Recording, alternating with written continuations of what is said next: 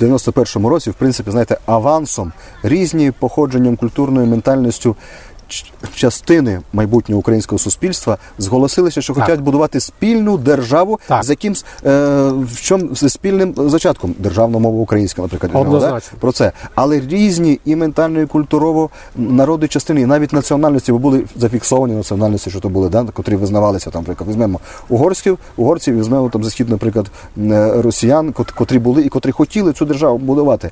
Україна могла би... Звідки би взялися 92,4% по Україні, якби російськомовні українці не голосували за акт про незалежність? Інакше б бути не могло. Але зараз поставити і сказати, що їх немає, даруйте, так не може бути. Україна спадкоємиця цього всього, вона би мала той скарб різнорідності, котрий є фундаментом європейської ментальності співжиття народів, національностей і культур.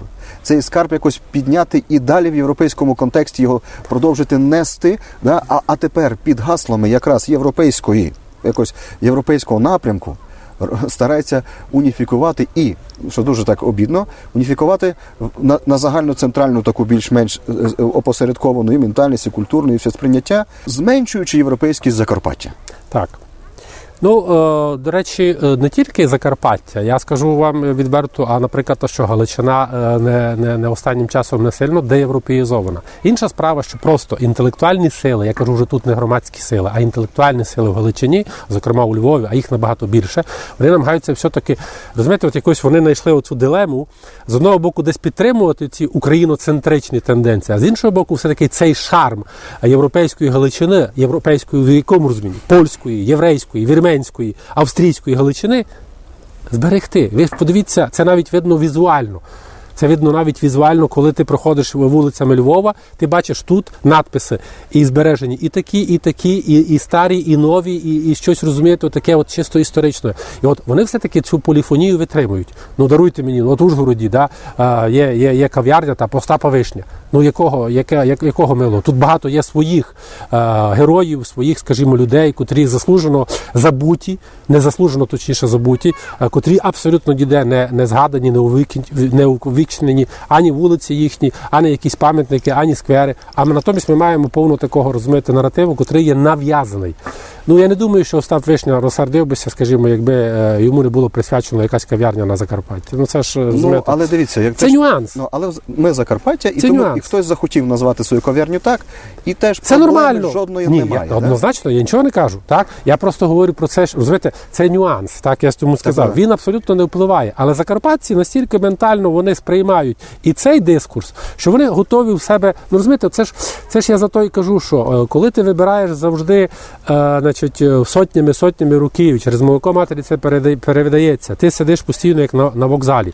Розумієте, от якщо з 18-го року до 91-го року люди нікуди не виїжджали, проживали тут в одному середовищі, в одному селові, так, чи в одному містові, чи містечкові, і змінили 8 приблизно, так, різних політичних режимів і держав за різним, скажімо, і ладом, і устроєм, це і імперії, і монархії, і республіки, безумовно, і тоталітарні режими, то безумовно, що, розумієте, настільки вони вже привиті, тобто вони настільки вже вакциновані до того, щоб і Остапа Вишню, і, скажімо, Степана Бандеру, вони однаково приймуть. Так?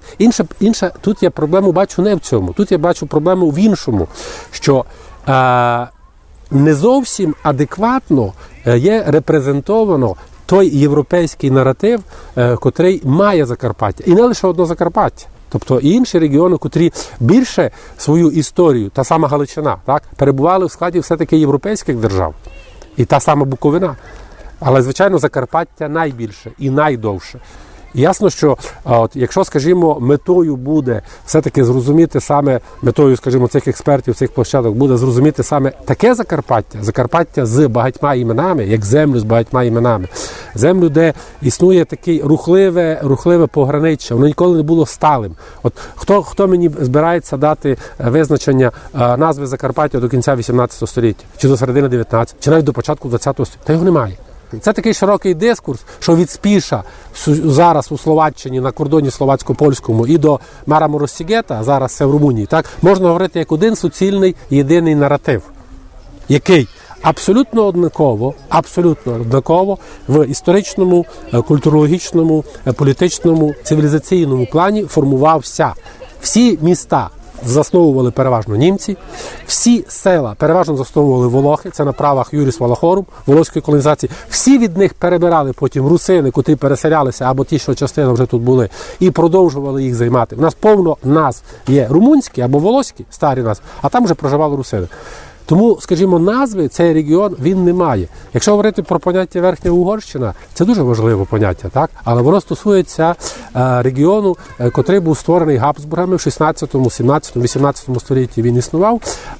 І переважно ця територія, вона все рівно залишалася більше як військова чи господарська. Натомість вона не мала офіційної абсолютно назви.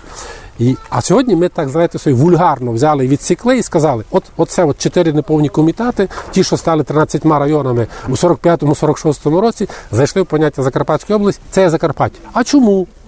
А чому не взяти такий принцип, скажімо, як історія Скандинавії? Це ж декілька країн. Це повно територій, повно земель, повно народів, але є поняття Скандинавія, є. А чому не могло бути поняття земля з багатьма іменами?